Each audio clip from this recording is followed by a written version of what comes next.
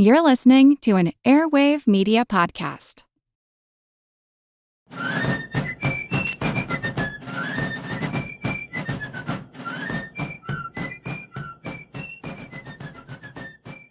Hello, and thank you for joining the American Revolution.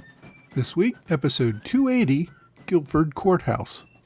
Last time we followed British General Charles Cornwallis as his army chased the Americans under General Nathanael Greene across North Carolina. Greene stayed ahead of the British and managed to get his army across the Dan River into Virginia before the British gave up the chase on February 14, 1781. The British moved to Hillsborough. Although Cornwallis did not get the battle he wanted, he did manage to push the Americans out of North Carolina. That was something he had been trying to do for nearly a year. Greene considered it a success that he had managed to keep his Continental Army intact. He had made every effort to avoid a decisive battle since he didn't think he could win. But he also knew that he could not sit in Virginia and allow the British to claim North Carolina. The relatively few North Carolina militia who had joined Greene either abandoned him before he entered Virginia or left soon after their arrival. A few days after he crossed the Dan, Greene reported that he had only about 80 North Carolina militia in his entire army. Greene had also made plans with South Carolina General Andrew Pickens to remain in North Carolina and continue recruiting efforts there. A few days after Greene arrived in Virginia, Pickens reported that he had a force of about 700 still in North Carolina to harass the enemy. However, many of the men with Pickens were from South Carolina and Georgia. They wanted to go fight in their home states, not in North Carolina. So many of the men abandoned Pickens and went home. Pickens told Greene that they were among the worst men he had ever commanded. So the chances of General Pickens maintaining an effective fighting force on his own, even just for harassment purposes, seemed pretty slim. That's right, I called it Slim Pickens. About this same time, Greene also got word that the British were actively recruiting Loyalist militia in North Carolina. In response, Greene deployed Light Horse Harry Lee to break up these recruiting efforts. Lee crossed over the Dan River back into North Carolina with his Legion of Dragoons, as well as 2 companies of Continental Infantry from the Maryland line. Lee's first goal was to link up with Pickens and his militia. He found them, but as his legion approached, the militia mistook Lee's men's green uniforms for the green uniforms of Banastre Tarleton's legion, and they opened fire. Fortunately, the men realized they were on the same side before anyone was killed. Pickens, as I said, had already lost much of his militia by the time he met up with Lee, so the combined force was only about 600 men. The Americans knew that Tarleton was in the area. Cornwallis gave him 200 dragoons on horseback, about 150 infantry regulars, and 100 Hessian Jaegers to march west and protect the groups of Tory recruits that were being raised for military duty and marched to the main British camp. On the afternoon of February 25th, while they were marching, the Americans came across a regiment of Loyalist recruits led by Loyalist militia colonel John Pyle. Once again, Lee's green uniforms led to the mistake that they were part of Tarleton's legion. So Pyle's Loyalists greeted the Americans as friends and allowed them to move up the path they were on. Many years later, Lee wrote that he planned to ride up to Colonel Pyle and demand his surrender. He then planned to disperse the militia and allow them to return home on the promise that they would not try to join the British again. Whether or not this was really Lee's intent, it is not what happened. Just about the time that Lee reached Pyle, the Loyalists realized that they were, in fact, intermingled with the enemy. It's not clear exactly what happened, but the stories indicate that at least one of the American militia took some hostile act against the Loyalists. Whatever happened, the Americans opened fire and attacked the startled Loyalists with sabers and bayonets. Within minutes, about a fourth of the militia were dead, and most of the rest wounded. And most of those wounded were so badly wounded that they died over the next few days. Out of a total of 400 Loyalists, about 250 died, and another 93 survived with their wounds. Among these was Colonel Pyle, who lost several fingers on his left hand. The Loyalists had no time to react to this attack. Only one American was killed. There were also reports that after the fighting ended, some of the Loyalists taken prisoner were cut down by men who shouted, "Remember Buford," which of course references an incident that I discussed back in episode 251, where Tarleton's Legion cut down and murdered surrendering Americans. This incident, unsurprisingly, became known as Pyle's Massacre. It has been compared to Buford's Massacre, which contributed to Tarleton's reputation as a butcher. Greene, however, justified the Pyle's Massacre, saying that it was necessary to discourage Loyalist recruitment in North Carolina. Tarleton's Legion was not very far from the site of the massacre when it happened. Tarleton later reported that he got word of it and located the enemy camp that night. He prepared his men to march at midnight to attack the American camp.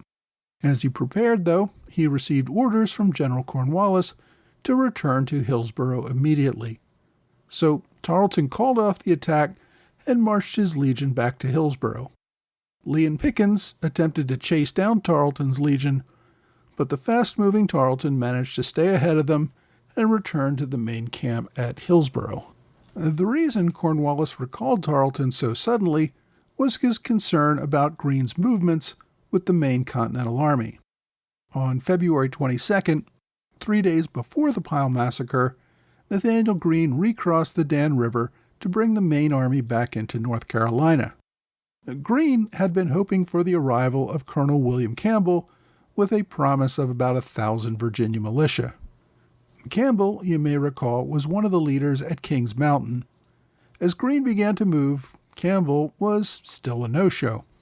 Greene, still concerned about British efforts to rally Loyalist militia in North Carolina, felt that he had to bring his army back into the state in order to show that control was still contested.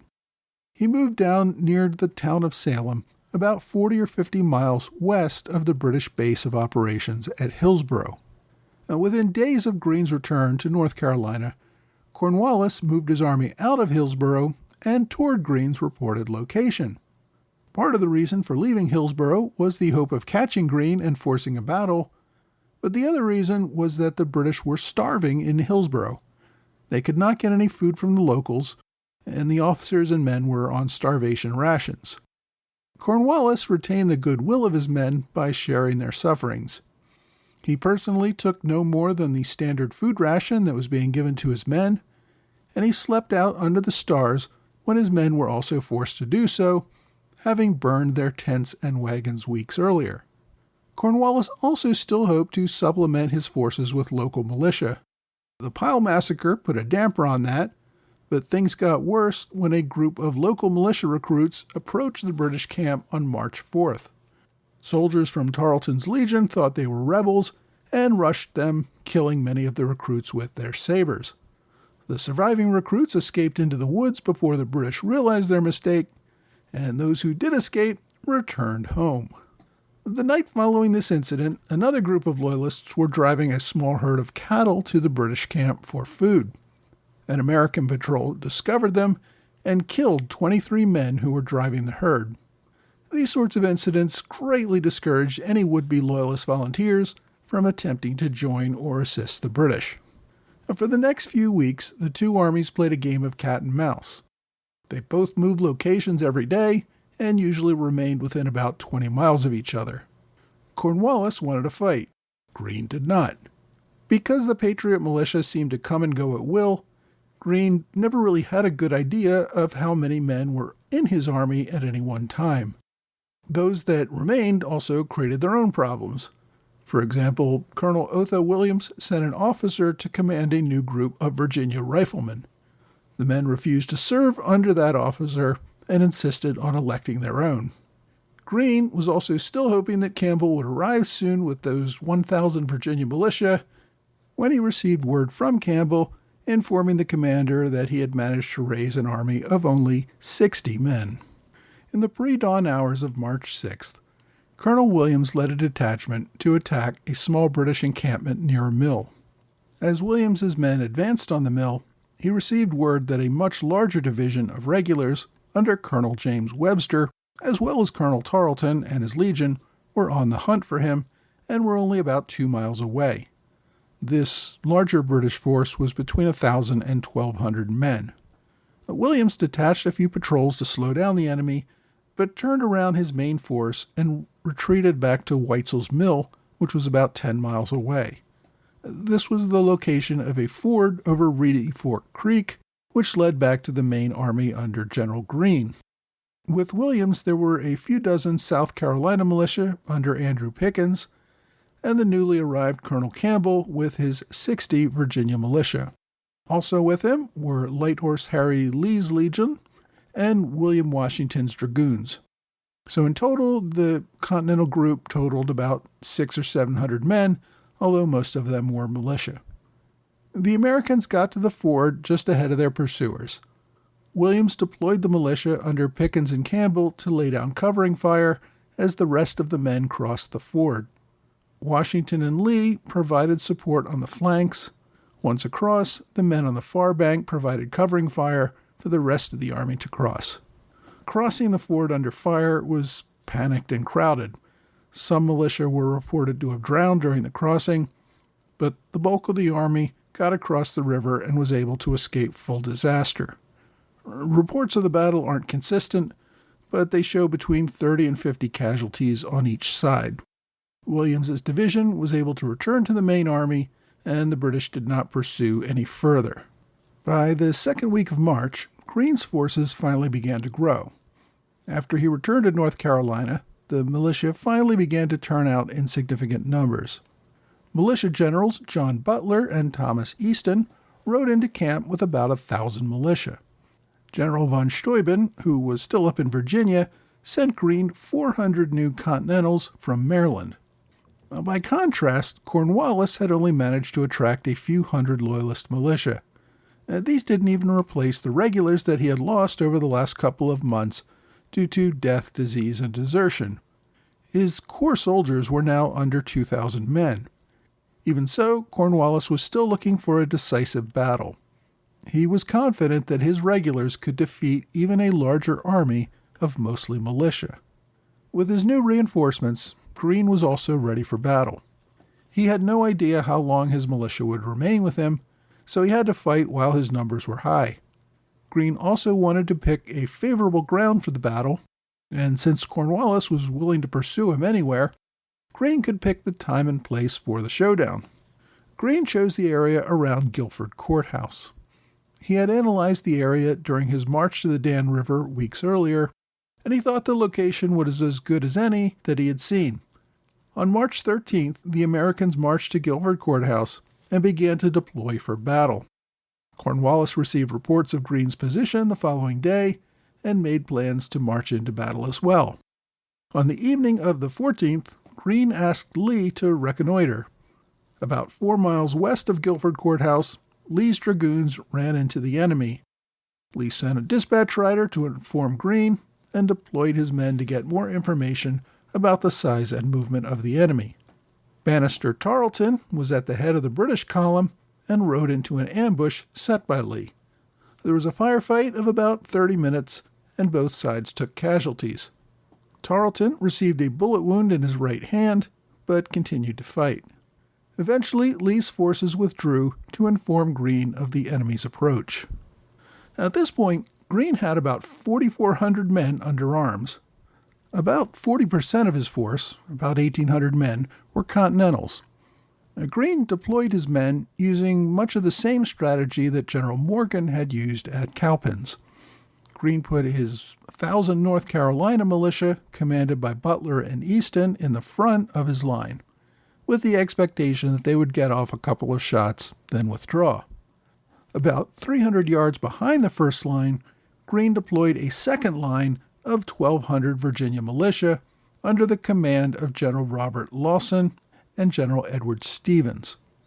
Still embarrassed by the failure of the Virginia militia at Camden, who fled under his command, Stevens deployed 20 riflemen behind his line and informed his men that the riflemen had orders to shoot any soldier who turned and ran.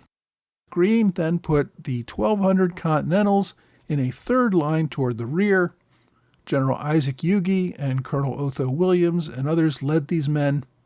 He also deployed riflemen and cavalry to protect the flanks of all three lines, trying to drive the enemy into a frontal assault. He also had additional artillery support in the center of the Continental line. Now, although Greene was using the strategy of putting his weakest soldiers in front and asking for only a few shots, this was a very different battlefield from the one at Cowpens, where Morgan had won with this tactic. The field at Guilford Courthouse was much larger, meaning the lines could not support one another. And given the hills and trees, they could not even see each other. Greene also did not keep a reserve behind his third line that he could throw into any problems that arose. At around 1:30 in the afternoon, the 1st British Infantry arrived on the field, fifes and drums and bagpipes announcing their arrival. Cornwallis feared that he might be facing as many as 10,000 Americans against his 2,400, but he was not going to walk away from this fight. Both sides opened up with artillery, but at a distance that had little impact on either side. Although the British line was almost entirely regulars and Hessians, the men were not in good shape. They'd been on short rations for over 2 months and had just marched 12 miles to reach the battlefield without stopping for breakfast. The British infantry marched to within about 400 yards of the front line of the militia, formed into line, and the British advanced toward the enemy. Now, according to Greene, the militia got off only a shot or two before retreating, and many men didn't fire at all. Other officers contradicted this, and later said that the militia did fairly well before retreating, and several British regiments reported taking pretty high casualties in this exchange of fire. As they were trained to do, the British stepped over their dead and dying comrades, closed ranks, and continued to march within 40 yards of the militia. At that point, the British charged bayonets and rushed the enemy, where the remaining militia fled. Greene had hoped that the militia would run back to the next line and provide support there. But the militiamen had had enough. They fled the battlefield and were done for the day. Many of them even dropped their weapons in order to run faster as they disappeared into the woods. Now, the British could not pursue the fleeing militia because Continental infantry and riflemen were firing into the field from both flanks. The British had to contend with those flanking companies before advancing. The fighting on the flanks moved into the woods, where British lines broke up and fighting devolved into individual attacks, mostly using swords and bayonets. Cornwallis himself was at the front of the fighting. He had ordered Tarleton to remain in reserve in case a regiment got overrun. The Americans at one point shot Cornwallis's horse, and he was forced to mount another horse to continue his efforts. The British advanced through the woods, along the American flanks, and attacked the Virginia militia in the second line of Americans from the side. The militia there appear to have fought well. General Stevens took a shot in the thigh, but praised the actions of his soldiers before they finally gave way. After fighting through 2 heavily contested lines of Americans, the British finally reached the crest of the hill. There they saw more than 1,000 Continentals, supported by artillery, in the line several hundred yards away. Without waiting for the rest of the army, General Webster led 2 regiments of British regulars against the Continental line. The disciplined Continentals waited until they were within about 100 yards, then released a devastating volley. Webster was badly wounded but continued to rally his regulars. British General O'Hara was also wounded and turned over his command of regulars to John Stuart, who also charged the Continental line. Stuart charged at the 2nd Maryland, which was a new regiment and relatively untested in battle. The men broke and ran. The 1st Regiment, however, stayed and fought some of the most brutal combat of the day. Seeing the danger, Colonel Washington charged his cavalry into the lines to support the 1st Maryland. The fight descended into fighting with bayonet and swords, men using their muskets as clubs to beat the enemy to death. Maryland Captain John Smith killed Stuart with a saber blow to the head. Neither side was backing down, and the men were intermingled in the field. Cornwallis, however, feared that the British would be driven back. To prevent this, he ordered his artillery to fire into the melee, killing both the enemy and his own regulars. The cannon fire finally forced both sides to scatter and withdraw. Cornwallis then advanced more of his regulars into the gap. Greene, however, had had enough. He ordered his men to withdraw from the field. The retreat, however, was orderly and well covered, and the British did not pursue them. In all, the Americans lost 79 killed and 184 wounded. Also, 90% of the militia that had fled the field went home and did not return. The British lost 93 killed and 413 wounded, many of whom died within days. At the end of the day, the British held the field, which gives them the victory. But Cornwallis had lost men that he could not replace. His effective fighting force was down to about 1,400 men, still starving and many shoeless. British General O'Hara wrote, quote, "I wish it had produced one substantial benefit to Great Britain. On the contrary, we feel at the moment the sad and fatal effects on our loss that day, and what remains of our army are so completely worn out by the excessive fatigues of the campaign."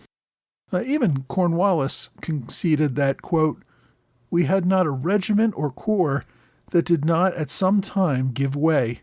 The Americans fought like demons." Cornwallis took his battered army to the east coast town of Wilmington. He had to abandon many of his wounded along the way. Cornwallis's army was no longer an effective fighting force, and it was going to need time to recover. Greene took advantage of this and advanced his army into the largely unguarded South Carolina. So Greene had lost the Battle of Guilford Courthouse, but ended up winning the campaign as a result.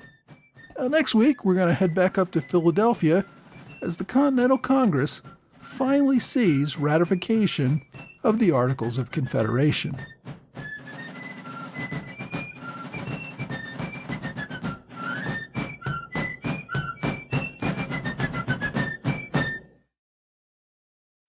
Hey, thanks for joining the American Revolution Podcast After Show.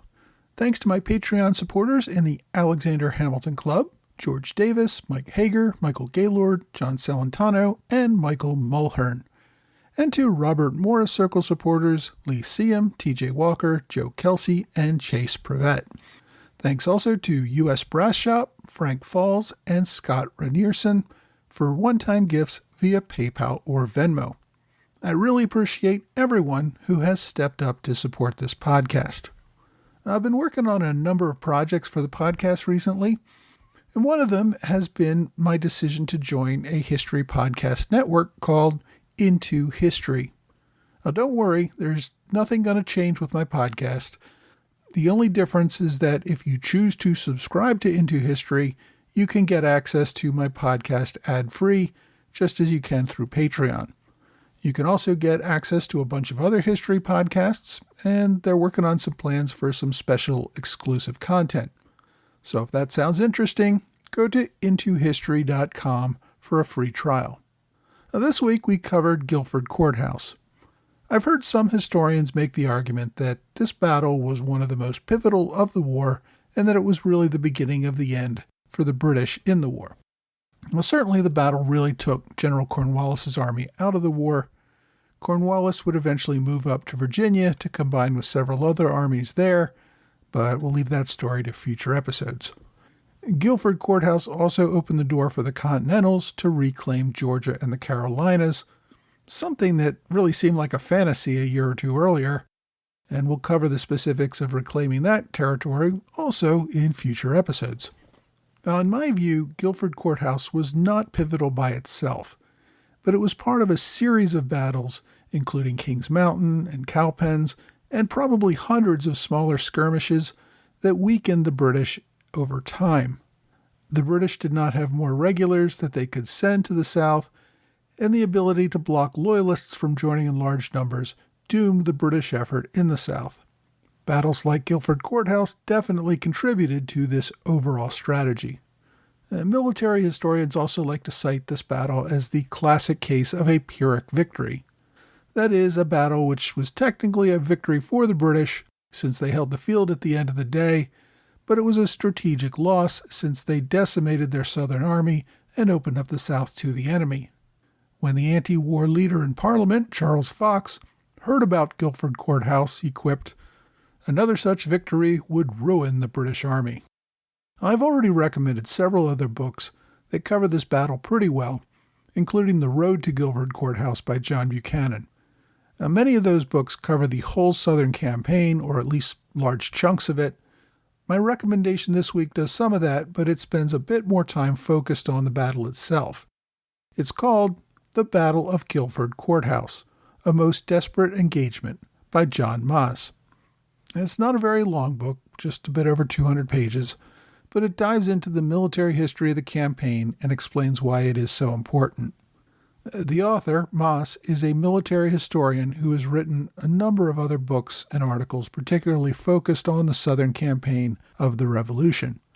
So for more on this topic, check out The Battle of Guilford Courthouse, A Most Desperate Engagement by John Moss. My online recommendation is a Department of Interior report called The Battle of Guilford Courthouse by Charles Hatch. This report was written over 50 years ago as part of the government's preparations for the bicentennial. If you're really interested in the details of the battle itself, this may be your best option, better than even many of the books that are out there. Its main content is over 100 pages, which is entirely focused on the battle itself. It also has extensive appendices, which include details on the units involved, the individuals involved, and specific casualties. The author, Hatch, has written quite a few books involving Southern U.S. history, and you can actually buy his book about Guilford Courthouse as a book, but the book you'll buy is identical to the free report that you can download from archive.org. Because it was written for the Department of Interior, there is no copyright on it. You can find the document on archive.org or just use the direct link I've included on my blog and website.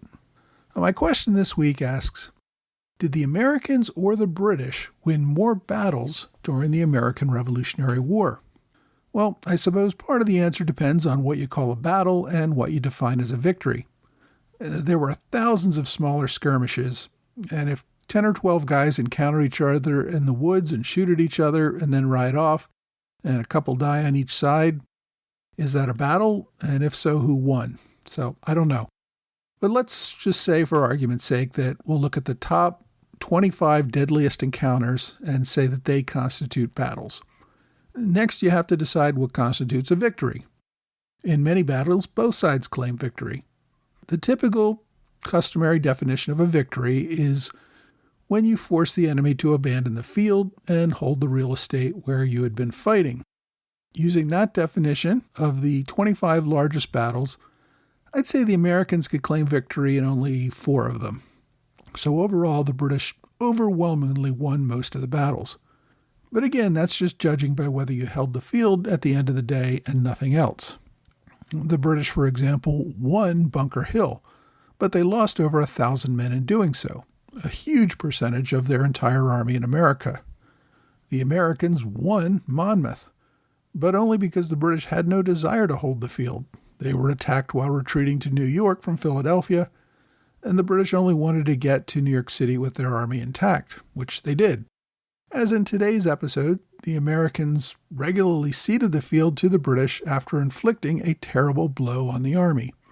Since the British only had a limited number of soldiers and could not replenish them easily, the series of British tactical victories in holding a field diminished their long-term fighting capacity, causing them to win more large battles but still lose the war. This is a problem we see for large powers in many wars. They look at battle victories and casualty rates as an indicator of success, while at the same time losing their overall strategic grip.